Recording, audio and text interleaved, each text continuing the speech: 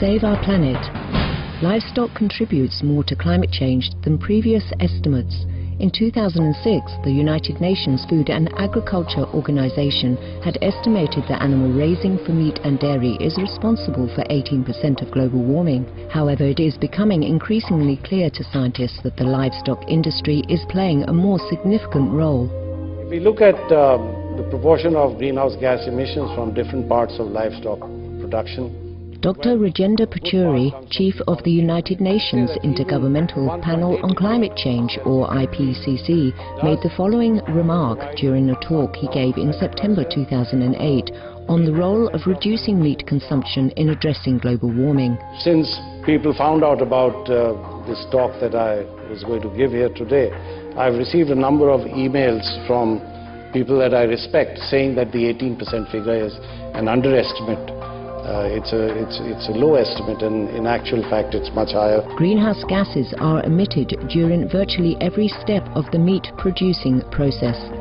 Of the three major greenhouse gases, carbon dioxide, methane and nitrous oxide, methane is up to 72 times more potent than CO2, while nitrous oxide is up to 300 times more potent.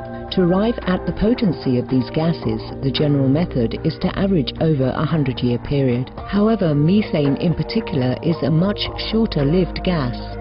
Scientists have thus determined that it is more accurate to average methane's potency over 20 years. This gives methane a 72 times greater potency than CO2 as a greenhouse gas. US physicist Noam Moore of the New York University Polytechnic Institute stated the following in a telephone interview with Supreme Master Television. When measured over 100 years, the United Nations said animal agriculture is responsible for 18% of global warming emissions, which is an enormous amount, far more than all transportation put together. If you look at it on a shorter term, methane has an outsized effect, so that number goes up.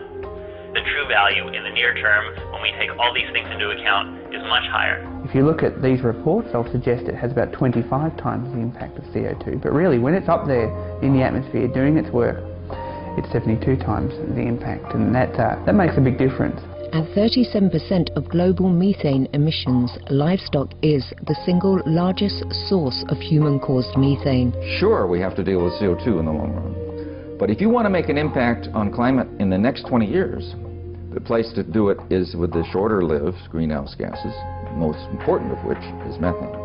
So of the emissions in the next 20 years, the CO2 in this year's emissions will only be about 40% of the total warming. The other 60% or more will be from the shorter-lived gases, most important of which is methane. In addition, according to US physicist Noam Moore, livestock has an even larger share of emissions when yet another unaccounted factor is acknowledged.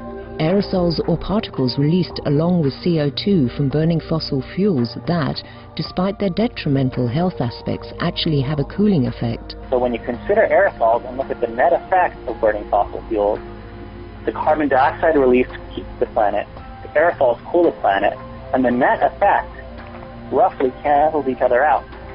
That means that most of the warming we've seen historically and are likely to see in the near future comes from other gases, mainly methane. Already, livestock is 20% of all greenhouse gas emissions. The meat system includes the animals, includes growing the food for the animals, includes the transport of the meat, includes the fertilizer to grow the food, to feed the meat. And that's with not treating methane any more than the sort of normal way it's used. If you treat it more, then that 20% will go up to maybe 30%. So the 30% in the next 20 years is going to be due to meat production. Dr. T. Colin Campbell, a renowned researcher and internationally best-selling author of The China Study, also indicated that livestock's role in heating the planet is much bigger. And I just had some information just recently that the new figures now indicate that at least half of the greenhouse gases that are out there now, not the 15 or 20%, at least half, and maybe considerably more, are due to livestock production. We thank the distinguished scientists for confirming the importance of reducing meat consumption to minimize methane emissions. May everyone soon join in the sustainable plant-based solution to most effectively halt global warming for all inhabitants of our Earth. In a July 2008 video conference with our association members in Thailand, Supreme Master Ching Hai revealed through her deep insight the reality of animal agriculture's cumulative cause in global warming. Because meat producing causes 80% of global warming. Transportation, water, deforestation, refrigeration, medical care for animals and humans, and etc., etc. All kind of pollution coming from meat production. It's not just the land that they use, it's not just the methane gas and nitrous oxide that they produce. It is all these byproducts. There's no end to the list. We cannot rely on green technology alone to save the planet, because the worst cause of it is from the meat industry. Everybody knows it. All the scientists already reported to us. Some of the diseases related to meat consumption. Cured meats and fish increase leukemia risk in children. Antibiotic-resistant superbug infections from a strain of Staphylococcus aureus.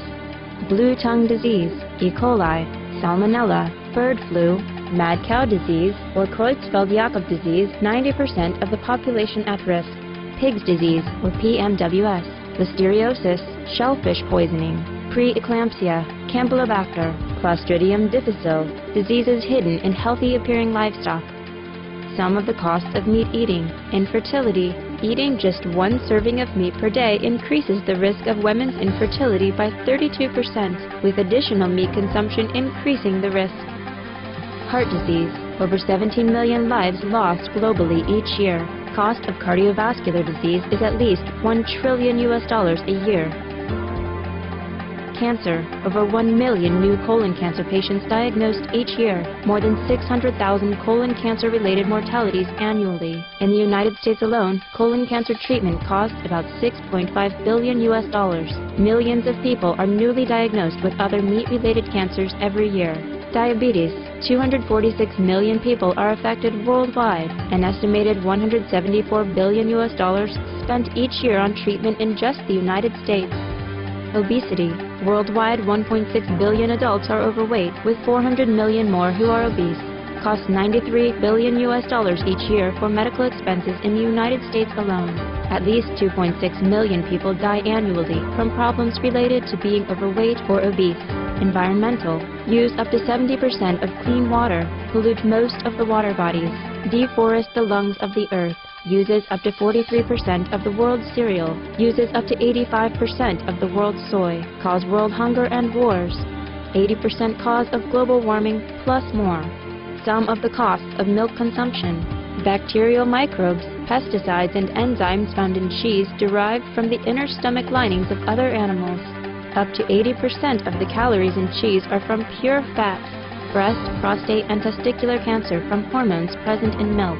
Listeria and Crohn's disease. Hormones and saturated fat leads to osteoporosis, obesity, diabetes, and heart disease, linked to higher incidences of multiple sclerosis. Classified as a major allergen, lactose intolerance, plus more. For more urgent information, please visit www.suprememastertv.com.